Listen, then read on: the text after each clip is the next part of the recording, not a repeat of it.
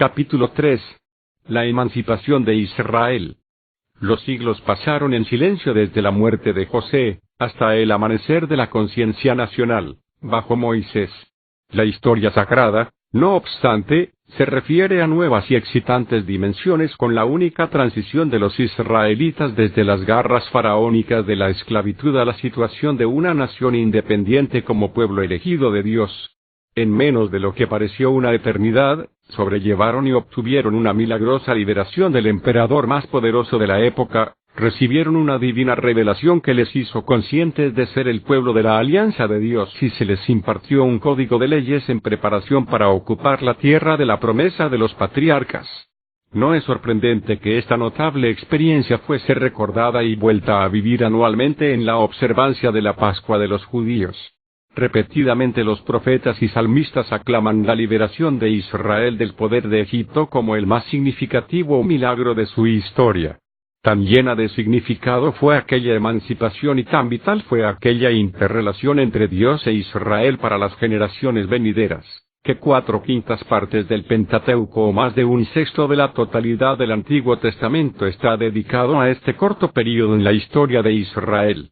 Después de los años de la opresión egipcia, que recibe una breve consideración en los capítulos introductorios, los acontecimientos de estos 4 libros, Éxodo, Levítico, Números y Deuteronomio, están confinados a menos de 5 décadas.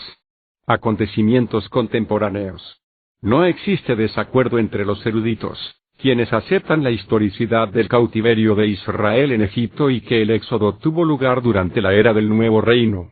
Puesto que los capítulos que cierran el Génesis ya cuentan la emigración de Israel hacia Gosén, los acontecimientos contemporáneos en Egipto son de primordial importancia. La invasión de los hicsos.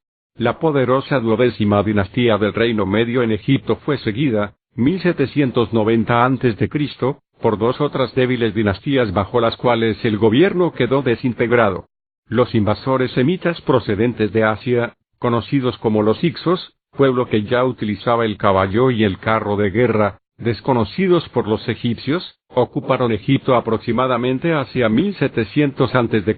Es muy poco lo que se conoce acerca del pueblo, aunque Maneto asigna a las 15 y 16 dinastías a esos gobernantes extranjeros que controlaron el Bajo Egipto durante casi un siglo y medio. En el transcurso del tiempo, rivales de Tebas dominaron la utilización del caballo y el carro de guerra y bajo Amosis, de la dinastía XVII, estuvieron en condiciones de expulsar a los hicsos del país, 1500 a.C. Aquella circunstancia dio la oportunidad para el resurgimiento de un gobierno poderoso conocido como el Nuevo Reino. Es comprensible que los egipcios no dejaran testimonios escritos de tan grande humillación llevada a cabo por los hicsos durante la dominación de estos. Por lo tanto, nuestro conocimiento de este período es, desafortunadamente, muy limitado. El Nuevo Reino, 1546 a 1085 a.C. En este período reinaron en Egipto 3 dinastías. Bajo los primeros 3 gobernantes de la 18 dinastía, Amenofis y Tutmosis I y II, 1550 a 1500 a.C., Egipto quedó establecido con la fuerza y la grandeza de un imperio. Aunque Tutmosis III fue el supremo gobernante desde 1504 a 1450 a.C., su poderío quedó obscurecido durante los primeros 22 años de su reinado por la reina Hatshepsut, que obtuvo el control completo de todo el gobierno. Como consecuencia de su poderoso y brillante liderazgo, fue reconocida tanto por el Bajo como por el Alto Egipto. Entre los impresionantes edificios construidos, no lo fue menos el proyecto de un templo blanco de piedra calcárea. Este mortuario fue construido en terrazas columnadas, con el imponente macizo recoso de Deir el-Bahari como fondo. Uno de sus grandes obeliscos, conteniendo 138 metros de granito, y que alcanzaba casi 30 metros de altura, todavía se mantiene en pie en Karnak. Tutmosis III, cuyas ambiciones habían sido contrarrestadas durante muchos años, ganó la posesión indisputada de la corona Hatshepsut al morir esta. Estableció el poder absoluto en Egipto, afirmándose como el más grande caudillo militar en la historia de Egipto. En 18 campañas, extendió el alcance de su reinado hasta el Éufrates, marchando sus ejércitos a través de Palestina o navegando por el Mediterráneo hasta la costa fenicia. Como militar y constructor de imperios, ha sido frecuentemente comparado con Alejandro Magno y Napoleón. Puesto que tales campañas eran llevadas a cabo durante el verano, acostumbraba a promover la construcción de grandes edificios durante el invierno, embelleciendo y ensanchando el gran templo de Karnak, que había sido erigido para Amón durante el Reino Medio. Los obeliscos que erigió pueden ser contemplados en nuestros días en Londres, Nueva York, el Lateranense y Constantinopla. Tutmosis I fue seguido por Amenofis II, 1450 a 1425, que fue un gran deportista. Tutmosis IV, 1425 a 1417, que excavó la Esfinge y se casó con una princesa Mitanni, y Amenofis III, 1417 a 1379. Amenofis IV, o Akenatón, 1379 a 1362, es mejor conocido por la revolución llevada a cabo en materia religiosa. Es muy probable que los faraones fuesen progresivamente hartándose del creciente poder de los sacerdotes de Amón, en Tebas. Tutmosis IV había adscrito previamente su real descendencia al antiguo dios solar Ra, más bien que a Amón, pero Amenofis IV fue aún más allá, intentando negar el opresivo poder de los sacerdotes tebanos. Él fue el campeón de la adoración de Atón, que estaba representado por el disco solar, construyendo un templo a su nuevo dios en Tebas, mientras que era corregente con su padre. Se proclamó a sí mismo el primer sacerdote de Atón. No satisfecho con erigir templos en varias ciudades por todo su imperio, eligió el nuevo emplazamiento de Amarna para la situación de su dios. Desde esta capital, situada aproximadamente a medio camino entre Tebas y Menfis, estableció la adoración de Atón como la religión del Estado. Tomó las medidas precisas para que se adorase y sirviese solo a este dios. Tan dedicado estuvo a Atón que él y sus devotos olvidaron las demandas de ayuda procedentes de varias partes de su reino. Los archivos de Amarna, descubiertos en 1887, proporcionan un testimonio al respecto. Cuando Akenatón murió, la capital nuevamente establecida fue abandonada. Su yerno, Tutankamón, aseguró su trono renunciando a Atón y restaurando la antigua religión de los dioses de Tebas. La tumba de Tutankamón, descubierta en 1929, suministró abundante evidencia de su devoción a Amón. Con la corta vida y el breve reinado de Ay, la XVIII dinastía terminó en 1348 a.C. Los dos grandes reyes de la próxima dinastía, que duró hasta 1200 a.C., fueron Seti I, 1318 a 1304, y Ramsés S., 1304 a 1237. El primero comenzó la reconquista del imperio asiático, que había estado perdido durante los días de Akenatón y llevó la capital a la parte oriental del delta. El último continuó su intento de reconquistar Siria, pero eventualmente firmó un tratado de paz con el rey hitita, que selló su acuerdo al dar su hija en matrimonio a Ramsés II. Este es el primero de los pactos de no agresión entre naciones conocido hasta hoy. Además del extenso plan de construcciones en o cerca de Tebas, Ramsés II también embelleció Tanis, la capital del delta, que los gobernantes hicsos habían utilizado siglos antes. Durante el resto de las dinastías 19 y 20, los gobernantes egipcios lucharon para retener su reinado. Conforme fue decreciendo el poder central, el sacerdocio local de Amón ganó bastante fuerza para establecer la 21 dinastía alrededor de 1085 a.C. Y Egipto nunca recobró ya más, como resultante del declive que sufría, el volver a ganar su posición como potencia mundial. La religión en Egipto. Egipto era un país politeísta. Con deidades locales como base de la religión, los dioses egipcios se hicieron numerosos. Los dioses de la naturaleza fueron comúnmente representados por animales y pájaros. Eventualmente, las divinidades cósmicas, personificadas en las fuerzas de la naturaleza, fueron elevadas por encima de los dioses locales y fueron teóricamente considerados cornodeidades nacionales o universales. Había una tal cantidad, que llegaron a ser agrupados en familias de triadas y novenarios. De igual forma, los templos fueron numerosos por todo Egipto. Con la provisión de un hogar o templo para cada dios, llegó el sacerdocio, las ofertas, los festivales, ritos y ceremonias para su adoración y culto. Como respuesta a tales circunstancias, el pueblo consideraba a sus dioses como sus benefactores. La fertilidad de la tierra y de los animales, la victoria o la derrota, la inundación del valle del Nilo y de hecho, cualquier factor que afectase a su bienestar, estaba adscrito a cualquier dios. La prominencia nacional acordada respecto a cualquier dios se hallaba íntimamente relacionada con la política. El dios halcón, o Urus, surgió como una deidad local y después pasó a tener carácter de deidad estatal cuando el rey Menes unió el Bajo y el Alto Egipto en los albores de la historia egipcia. Cuando la quinta dinastía patrocinó el dios Sol de Heliópolis, Ra se convirtió en la cabeza del panteón egipcio. La más cercana aproximación a un dios nacional en Egipto fue el reconocimiento dado a Amón durante el Medio y Nuevo Reino. Los magníficos templos erigidos en Karnak y Luxor, en las proximidades de Tebas, todavía muestran el real patronazgo de este dios. En la ciudad de Tebas, con la 18 dinastía, el culto de Amón con su sacerdocio tebano se hizo tan fuerte que el desafío hecho a los faraones tuvo éxito en el poder con la muerte de Akenatón. A despecho de la prominencia de los dioses nacionales, en ninguna ocasión fueron adorados por la población egipcia. Para un campesino egipcio, el dios local fue el de la máxima importancia. Los egipcios creían en una vida después de la muerte. Una conducta intachable sobre la tierra conducía a la inmortalidad del hombre. Esto cuenta por los enterramientos reales representados por las pirámides y otras tumbas, en las cuales se depositan toda clase de provisiones tales como alimentos, bebidas y objetos de lujo con la intención de su utilización en la vida de ultratumba. En los primeros tiempos, incluso a los sirvientes se les mataba y guardaba junto al cuerpo de sus amos. Como Osiris, el símbolo divino de la inmortalidad, el egipcio muerto anticipaba así el juicio de un tribunal del ultramundo con la esperanza de estar moralmente destinado a la felicidad de una vida eterna.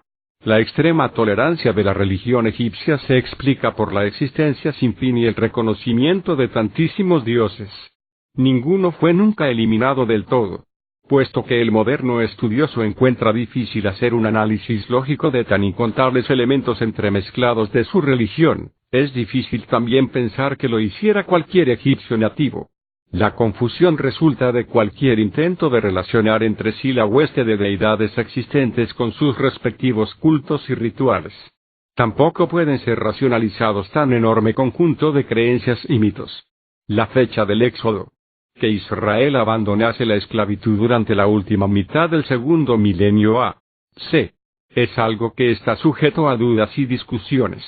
Muy pocos eruditos podrían fechar el Éxodo más allá de una duración de tiempo de 2 siglos y medio, 1450 a 1200.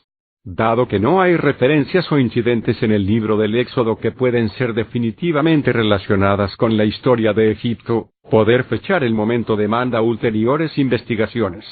Respecto a una fecha más específica de la era mosaica, 2 clases de evidencias pueden garantizar una cuidadosa investigación y minucioso examen, la arqueológica y la bíblica. Hasta ahora, ninguna ha proporcionado una conveniente respuesta que obtenga el apoyo de los eruditos del Antiguo Testamento.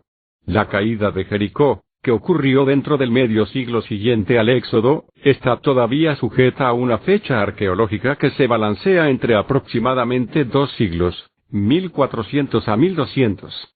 Las recientes excavaciones han confirmado antiguos hallazgos y conclusiones para su reexamen. Garstang, que excavó Jericó, 1930 a 1936, razonó que la invasión de Josué está mejor fechada alrededor de 1400 a.C. Miskatleen Kenyon mantiene que los hallazgos sobre los cuales estaban basadas estas conclusiones, proceden de la primitiva Edad del Bronce, tercer milenio, y que virtualmente no resta nada de los siglos durante los cuales se fechan la ocupación israelita, 1500 a 1200. En consecuencia, ella afirma que su reciente excavación, 1952 a 1956, no arroja luz alguna sobre la destrucción de Jericó. Mientras que Garstang fechó la última cerámica procedente de la Edad del Bronce, no más tarde de 1385 a.C., Kenyon prefiere una fecha más tardía 1350 a 1325 a.C., ya que esto representa la ocupación de la Edad del Bronce. Ella fecha la destrucción de Jericó por los israelitas en el tercer cuarto del siglo XIV. Albright, Vincent, de Vaux y Rowley están a favor de la última mitad del siglo XIII para la caída de Jericó bajo Josué. Los exámenes de la superficie de la cerámica en la Arabia y la Transjordania indican que los reinos moabitas, amonitas y edomitas no fueron establecidos hasta el siglo XIII. Todo esto no ha sido confirmado por extensas excavaciones, por lo que esa cerámica que corresponde a esa zona puede todavía estar sujeta a posteriores reajustes cronológicos.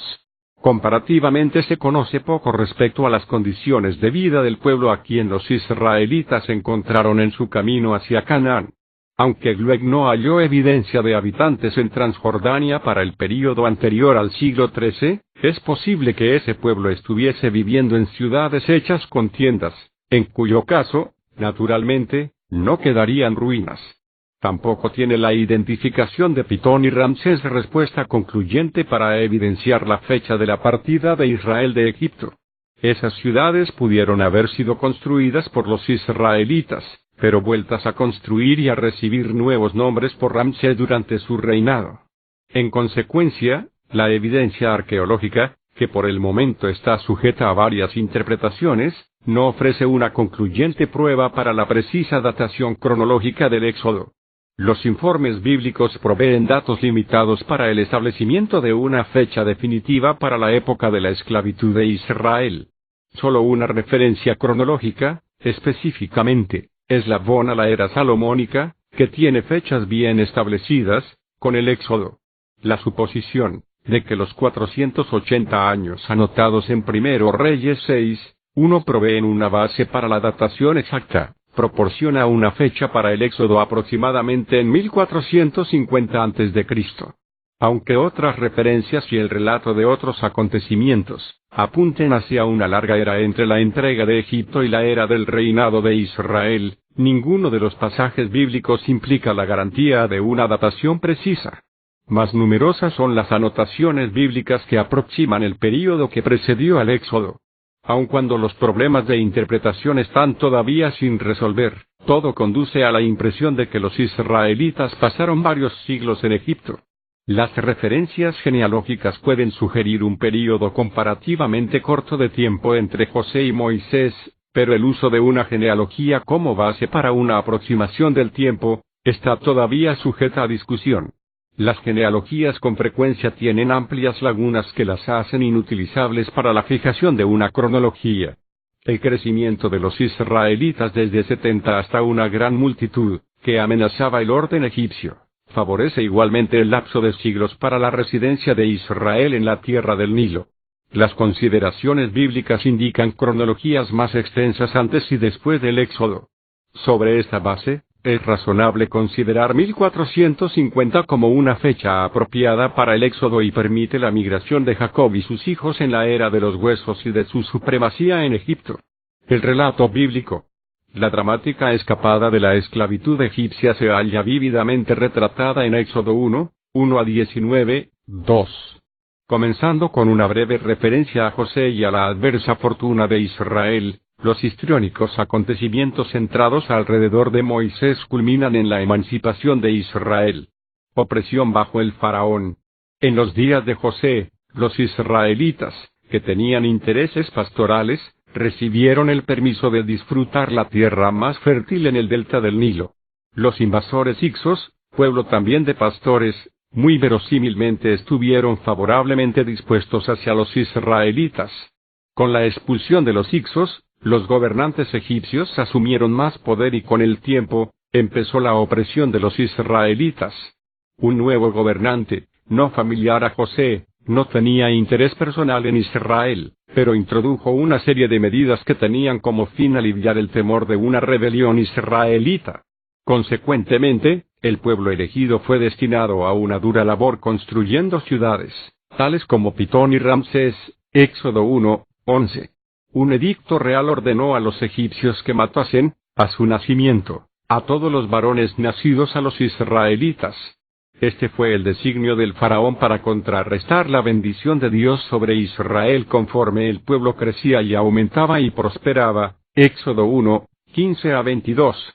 Años más tarde, cuando Moisés desafió el poder del faraón, la opresión fue intensificada, reteniendo a los esclavos israelitas la paja tan útil en la producción de ladrillos. Éxodo 5, 1 a 21. La preparación de un caudillo. Moisés nació en tiempos peligrosos. Fue adoptado por la hija del faraón y se le dieron facilidades y ventajas para su educación en el más importante centro de aquella civilización. Aunque no esté mencionado en el Éxodo, Esteban, dirigiéndose al Sanedrín en Jerusalén, se refiere a Moisés como habiendo sido instruido en la sabiduría egipcia. Hechos 7, 22. Una extensa facilidad educacional en la corte egipcia fue llevada a cabo durante el nuevo reino y su período, para entrenar a los reales herederos de los príncipes tributarios. Aunque retenidos como rehenes para asegurarse de la percepción de los tributos, eran magníficamente tratados en su príncipesca prisión. Si un lejano príncipe moría, un hijo que había estado sometido a la cultura egipcia era designado para el trono con la esperanza de que sería un leal vasallo del faraón. Es altamente probable que Moisés recibiese su educación egipcia juntamente con los herederos reales de Siria y otras tierras. El valeroso intento de Moisés de ayudar a su pueblo finalizó en el fracaso. Temiendo la venganza del faraón, huyó hacia la tierra de Madián, donde pasó los siguientes 40 años.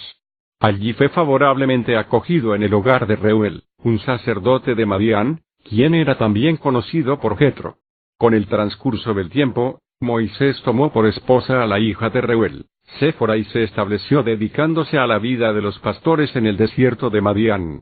A través de la experiencia adquirida del pastoreo en la zona que rodeaba el Golfo de Acaba, Moisés indudablemente adquirió un gran conocimiento de aquel territorio. Sin hallarse consciente de su importancia, recibió una excelente preparación para conducir a Israel a través de aquel desierto muchos años más tarde. La llamada de Moisés es ciertamente significativa a la luz del pasado y su entrenamiento. Éxodo 3 a 4.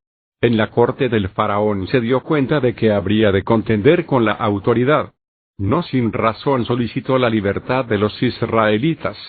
Dios aseguró a Moisés la divina ayuda y que proveería su actuación con 3 milagros que le acreditasen ante los israelitas: el bastón que se convirtió en una serpiente, la mano del leproso y el agua que se convertiría en sangre.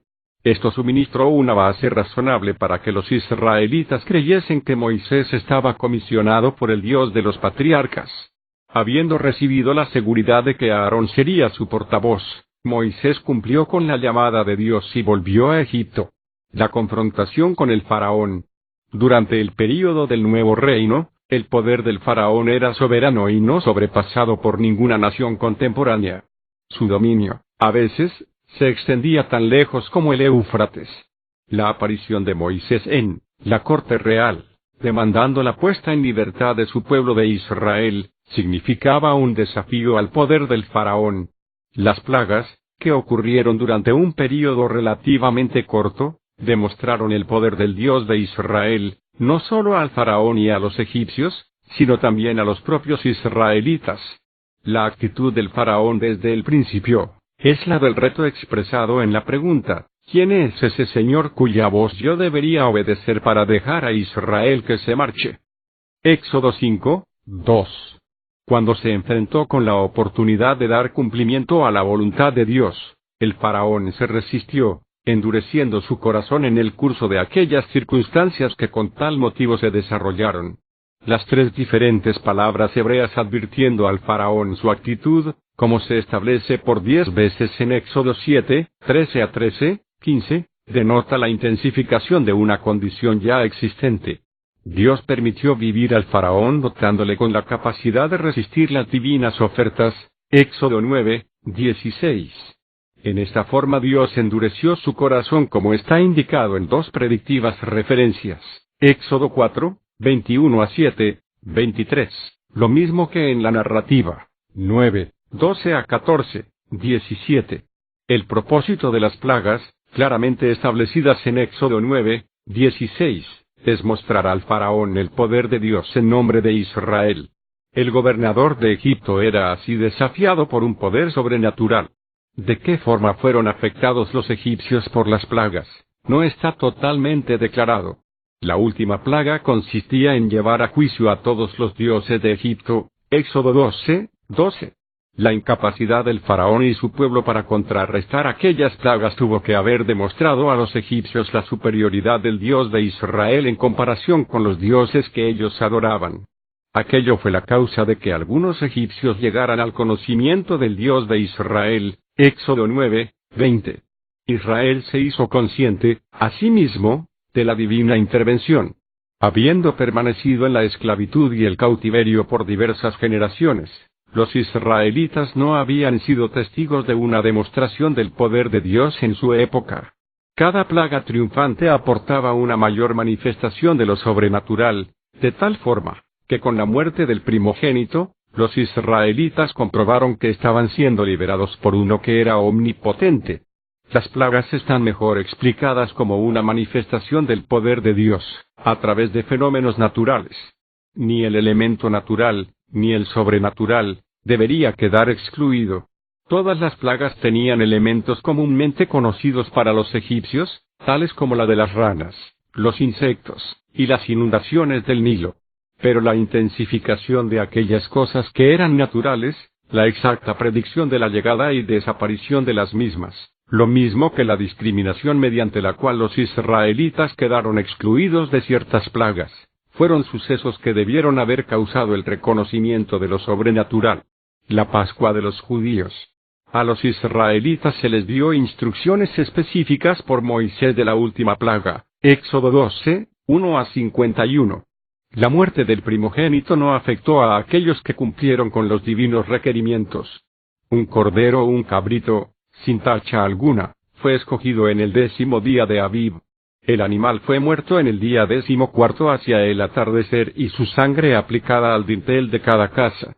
Con la preparación para la partida completada, los israelitas comieron la carne de la Pascua que consistía en carne, pan sin levadura y hierbas amargas.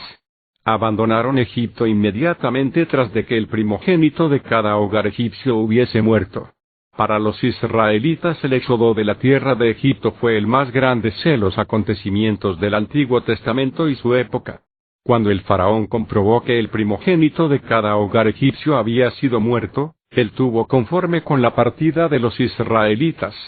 La observancia de la Pascua fue una rememoración anual de que Dios les había puesto en libertad del cautiverio.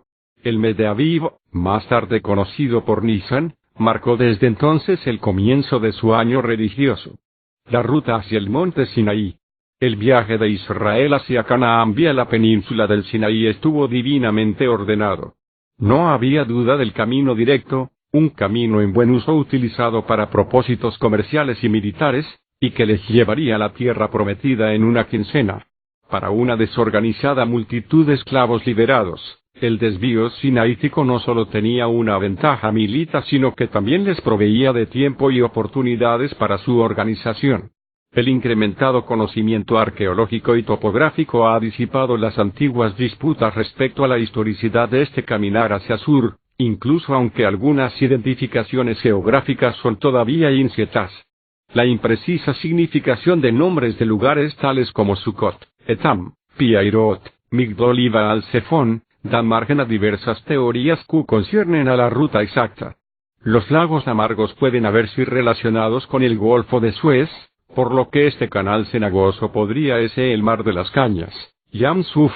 Es muy probable que los egipcios tuviesen una línea de fortificaciones más o menos idénticas con el Caid de Suez para protegerles de los invasores asiáticos. El punto exacto del paso de las aguas por Israel es de secunda importancia por el hecho de que esta masa de agua, además de haber ahogado a los egipcios perseguidores, suministrase una infranqueable barrera entre los israelitas y la tierra de Egipto. Un fuerte viento del este para las aguas para el paso de las gentes de Israel. Aunque esto puede haberse similar a algún fenómeno natural, el elemento tiempo claramente indica una intervención sobrenatural hecha en su favor, Éxodo 14:21. La protección divina fue aparente también cuando la columna en forma de nube les ocultaba de los egipcios y evitó que éstos les atacasen antes de que las aguas se abriesen. Tras esta triunfante liberación, Israel tenía razón para dar gracias a Dios. Éxodo 15. Una jornada de 3 días a través del desierto de Sur llevó a Israel a Mara, donde las aguas amargas se convirtieron en aguas dulces. Avanzan hacia el sur, los evadidos acamparon en Elim, donde disfrutaron de la comodidad de 12 manantiales de agua y de 70 palmeras. En el desierto de Sin, Dios milagrosamente les proveyó del maná, que les sirvió de alimento diario hasta que entraron en Canaán. Las codornices también fueron suministradas en abundancia cuando los israelitas tuvieron necesidad de carne. En Refidín, ocurrieron 3 cosas significativas: el agua que surge de la roca cuando Moisés la toca con su bastón. Amalek fue rechazado por el ejército israelita bajo el mando de Josué mientras Moisés oraba, y Moisés delegando sus deberes de administración a los mayores de acuerdo con el consejo de Jetro. En menos de 3 meses, los israelitas llegaron a monte Sinaí, Horeb. Allí quedaron acampados por aproximadamente 1 año. Gracias por estar con nosotros en esta vista grande del Antiguo Testamento. Estamos agradecidos por sus oraciones y necesitamos de sus ofrendas. El privilegio es nuestro contribuir a su preparación espiritual.